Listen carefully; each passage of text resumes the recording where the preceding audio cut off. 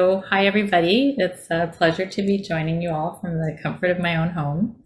I'm not much of a public speaker. Like a lot of people, it makes me pretty uncomfortable. And I've always seen my role as being a listener, and I think I'm pretty good at that. And I really enjoyed listening to the discussions that Parkways for People have hosted already. When Aaron and Neil asked me if I could share some of my experience about traffic, my instinct was to say no. But over time, I realized that I do have some thoughts that I would like to share, and hopefully I can provide a perspective on some of the traffic-related concerns I heard at the other events. So the agenda for my presentation is traffic disruptions, the utility of an active transportation corridor, and key performance indicators. And I wanted some catchphrases that might make my talk a little more relatable, so I adjusted my agenda to what to expect when you're expecting, not just a pretty face, and what's the magic number? I found Ian's presentation very inspiring. Ian and I met a couple of months ago and became fast friends. We bonded over traffic, but not in the typical way people bond over traffic. I think our bond came from the fact that we have both spent our careers examining the negative impacts of traffic. In North America, even globally, we recognize that motor vehicle transportation has advanced humanity in amazing ways. It contributes to our health, our lifestyle, the economy, and our safety and security. It is firmly entrenched within our culture. Without question, it has done a lot of good.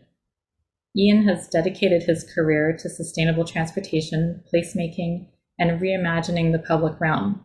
My career has mostly been as a road safety engineer. What is a road safety engineer? Basically, we use police collision reports and turn them into data so that we can identify locations that might be made a little bit safer with engineering intervention. For us, I think we recognize that there is a balance that has been lost. When people lose access to opportunities in life because they don't have access to motor vehicle transportation, or when we realize that motor vehicle crashes are the biggest killer of people in their prime of life, it's hard not to wish for a different future. My perspectives might be a little different from the typical traffic engineers you meet every day, because I have spent my career listening to people whose lives have been, at best, disrupted, and at worst, cut too short too soon because of traffic.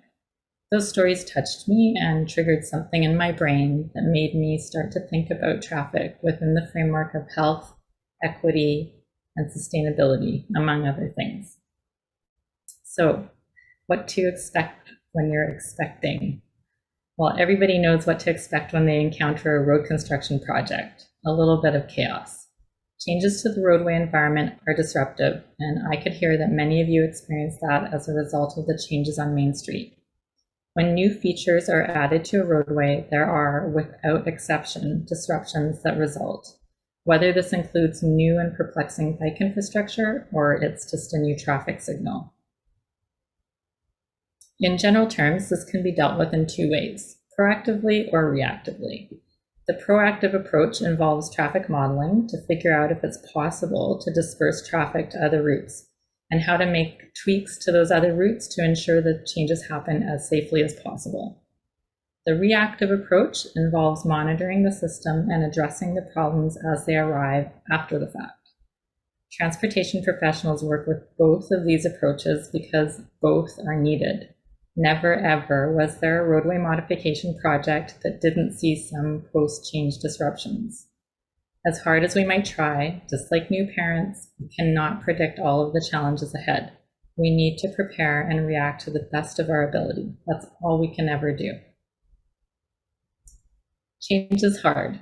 The good news is that cities around the world are showing us that this can be done, and not only that it can be done, but that just like the unpredictable negative impacts, there are unpredictable positive impacts. And if you've had the time to research some of these projects, you will see that they almost always outperform their expectations in the things that really matter in life: safety, community, connection, inclusivity, local economy, and citizenship. In the example shown here of Vancouver's West End, a traffic calming maze was installed on neighborhood streets in the 1970s. It was a deliberate strategy to get commuter traffic off the grid network of West End streets. This undertaking is credited with retaining the residential character of the neighborhood. The city did not prioritize the needs of motor vehicles, and Vancouver is still a thriving metropolis today, 50 years later. But don't get caught driving in this neighborhood during rush hour. In the world of traffic, it's very hard to achieve consensus. Neighbors are almost never aligned on their expectations for traffic management. But I know that good plans work and are able to be part of a strategy to preserve the livability of a community. And I also know that over time, people adjust. They find new ways to get where they're going, and life goes on. I love that the Parkways for People team has really focused on the fun things that this corridor could be. Beaches, families, leisure, and recreation. This is what it should be all about, and I would like the focus to stay on those things. But I feel it's my responsibility to draw attention to a practicality. This corridor has the potential to move a lot of people. We've been hearing a lot about the value of diversity in all of our systems lately, and from a traffic perspective, this is absolutely true. There are already plenty of ways to get cars into and out of downtown. What would happen if we challenged a corridor that was never meant to be more than a pretty face, to be a dedicated space for active transportation? And I want to point out that a dedicated space does not necessarily need to mean a restrictive space. If designed properly, this space can be flexible. Slow-moving entourages can drive to access places when desired. And when I say slow-moving, I mean 10 kilometers per hour or so, which is probably faster than they would be moving if they were caught on the Queensway during rush hour.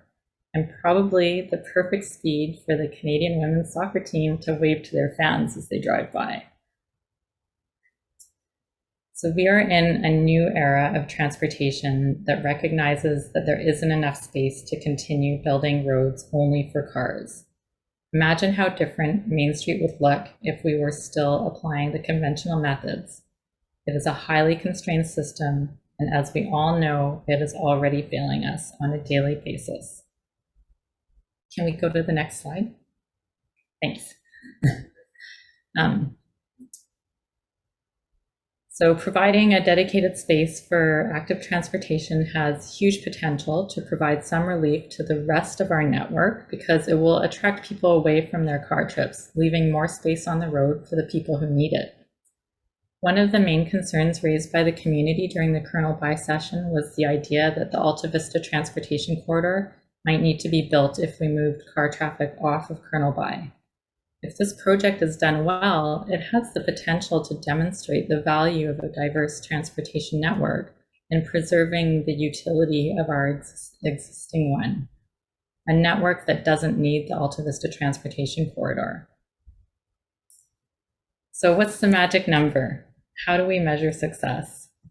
I know that a lot of you are interested in making sure that we collect the data. I completely agree. But before we collect the data, we should probably spend some time thinking about how we're going to use the data. What do we want the data to tell us? For example, if we were to measure the change in travel time that only looks at motor vehicle travel time, we might decide that the project has failed. But if we take a weighted average for all the different travel modes and look at the people hours of time savings, we might be pleasantly surprised. And longer term, reduced average trip lengths and land uses that are reflective of improved livability are all measures of success. Realistically though, a lot of the changes that I think we should aspire to will take more than a year to materialize and more than just changes to the roadway to be successful. As a pilot, we can measure changes in traffic and active users, no problem. I'm just wondering if that is the whole story. So in closing, yes, the project will cause traffic disruptions and require people to be deliberate about how they get around. But if we want our roads to continue working for us, we need to diversify the network to increase its efficiency. In cities where more people ride bikes, walk, and take transit, there's a corresponding reduction in traffic-related deaths and life-altering injuries. It isn't going to be easy for everybody. But if we do it right, it will be more equitable, sustainable, and safe. I know that there will be consequences and impacts as a result of this project, But in my worldview, the consequences and impacts of not trying are worse. We can do this. My ask of you is to please spend some time thinking about what success looks like to you. Please share your ideas with us. And if you have ideas on how to collect data on some of the more qualitative measures, that would also be great. Does anybody know any methods to measure things like the long-term health benefits or the opportunity costs of green spaces or happiness? Over to you.